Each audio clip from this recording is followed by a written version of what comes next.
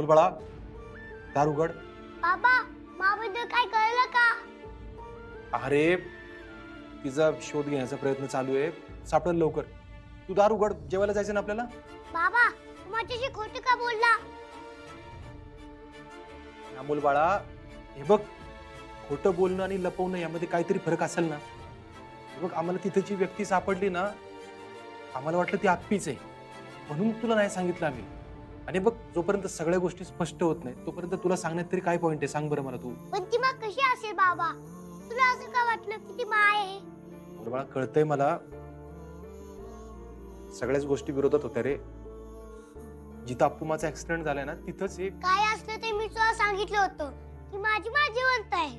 अमोल बाळा, सगळं खरं असलं तरी तिथं सगळं बघून ते मी घाबरून गेलो होतो ना रे. तू प्लीज दरवाजा उघड ना. ठीक आहे.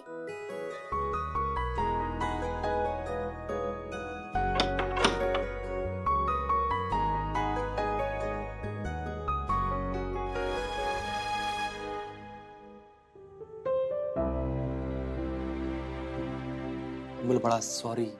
बाबा हे तुम्हाला हे सकाळी जरी सांगितलं असतंस तरी मी घाबरलो नसतो. मला माहितीये की माझी मा येणार म्हणजे येणार. अमोल बाळा, तुझ्यासारखा मनाचा साधेपणा,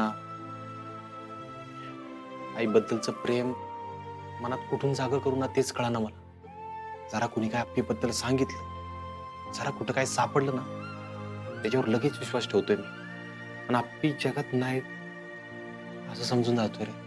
माझी मा प्रॉमिस कधीच तोडत नाही, हे लोकांना माहित नाहीये, पण तुला माहितीये ना. हा. मग असं काही सापडलं तरी तुम्हाला शोधत ना, बघ मला नक्की सापडेल. अमोल बाळा रे, आठवडा झाला ऍक्सिडेंट होऊन, तरी पण आपल्या हातात अजून काहीच नाही ना. बाबा बापू बोलतात की मा अडचणीच असेल, तिला यायला जमत नसेल म्हणून ती येऊ शकत नाही, पण आपण तिला घेऊन येऊ शकतो ना. अरे अमोल बाळा, पण तुला एवढी खात्री काय आहे? कारण माने मला एके दिवशी नियतीबद्दल सांगितलं होतं. नियती आपल्यासाठी जे चांगले तेच करते. अमोल बाळा, तू लहान आहेस अजून. या नियतीने ना कधीच आपल्या बाजूने कौल दिला नाही रे. आणि बघ, अप्पूमाबद्दल ज्या काही गोष्टी आपल्याला कळतात, ज्या काही शक्यता आहेत ना, त्या आता आपल्याला मान्य करायला पाहिजे. बाबा मला एवढं कळत नाही, पण माझी मा मला कधीच सोडून जाऊ शकत नाही.